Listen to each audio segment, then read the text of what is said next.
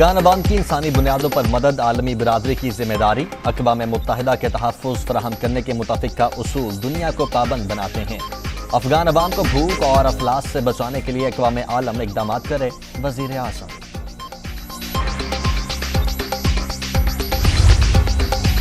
Corona کی بگڑتی صورتحال، مزید پابندیاں عائد، صرف ویکسینیٹڈ افراد کو مساجد اور عبادت گاہوں میں جانے کی اجازت۔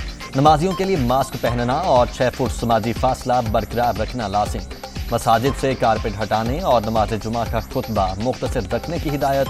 NCOC اجلاس میں وائرس کی 5ویں لہر کا جائزہ۔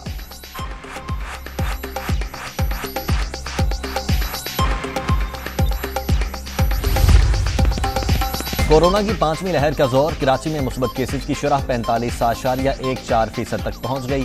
24 گھنٹوں میں 3,467 کیسز رپورٹ۔ حیدرآباد، راولپنڈی 13.1 اور لاہور میں 12.8% ریکارڈ۔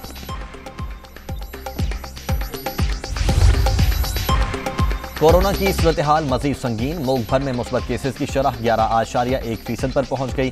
24 گھنٹوں کے دوران 6,540 نئے مریض، مہلک وائرس سے مزید 12 افراد جاں بحق، اب تک 29,077 اموات۔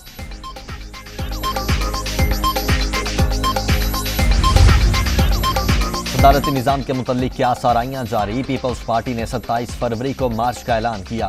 PTI کراچی کی طرف مارچ کرے گی، راستے میں کہیں ملاقات ہو جائے گی۔ سندھ کی تمام جماعتوں نے بلدیاتی قانون کو مسترد کر دیا، 5 سال پورے کریں گے، 2023 میں سرپرائز دیں گے، شاہ محمود قریشی۔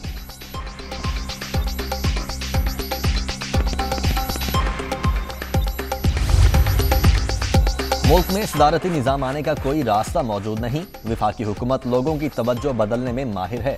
حکمرانوں کی نااہلی کی وجہ سے مہنگائی عروج پر، غریب کا جینا دشوار ہو گیا۔ 24 جنوری سے پاکستان بھر میں کسان احتجاج ہوگا، سعید غنی۔ حکومت 3.5 سال سے انتقام کی پالیسی پر گامزن، ملک میں 35 سال صدارتی نظام رہا، مسئلہ نظام کا نہیں، آئین پر عملداری نہ ہونے کا ہے۔ نواز شریف ضرور واپس آئیں گے، شیخ رشید زیادہ فکر مند نہ ہوں، رانا ثناءاللہ کی تنقید۔ حکومت اب گئی، کل گئی، اگلے ہفتے گئی۔ 18 ووٹوں سے پارلیمنٹ میں شکست سے اپوزیشن کا یہ بیانیہ تباہ ہو چکا۔ اب سیاسی بے روزگاروں کو کوئی نئی سازش سوچنا پڑے گی، معاون خصوصی شہباز گل۔ سندھ کے بلدیاتی ترمیمی بل کے خلاف احتجاج، جماعت اسلامی کا کراچی میں 23ویں روز بھی دھرنا، شرکاء کی نعرے بازی، ایکٹ کی واپسی تک احتجاج جاری رہے گا۔ حافظ نعیم الرحمان کا دھرنے سے خطاب۔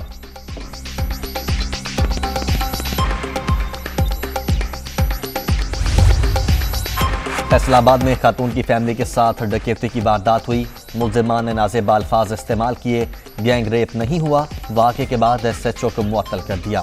CPO کی پریس کانفرنس۔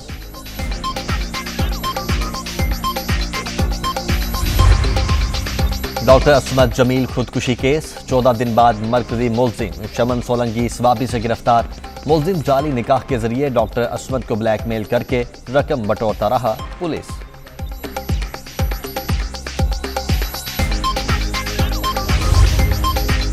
تیز ہواؤں کے باعث سمندر میں طغیانی، گوادر اور مارا اور ساتھ ہی ٹھٹھا کے ساحلی علاقے کیٹی بندر میں کشتیاں ڈوب گئیں۔ 27 ماہی گیروں کو بچا لیا گیا، 12 کی تلاش کے لیے ریسکیو آپریشن جاری۔ وزیر اعلیٰ سندھ کا نوٹس، رپورٹ طلب۔